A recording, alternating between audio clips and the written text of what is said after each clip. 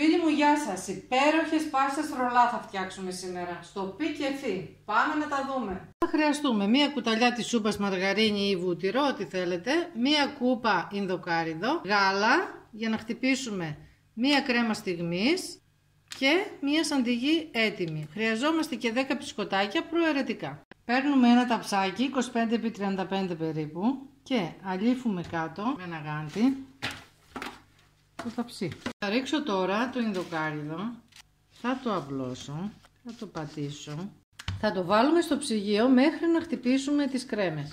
Χτυπάμε τώρα την κρέμα, θα ρίξω τώρα μέσα στην κρέμα και το τριμμένο μπισκότο. Ρίχνουμε τώρα την κρέμα έτσι σε όλα τα σημεία, τη στρώνουμε τώρα με ένα μαχαίρι, πάει παντού, σιγά σιγά. Και τώρα έχουμε χτυπήσει τη σαντιγί, ρίχνουμε από πάνω τη σαντιγί σε όλα τα σημεία. Απλώνουμε τώρα και τη σαντιγί από πάνω και ψυγείο, τουλάχιστον 5 ώρες. Το γλυκό μας είναι έτοιμο, το κόβουμε λωρίδες, έτσι.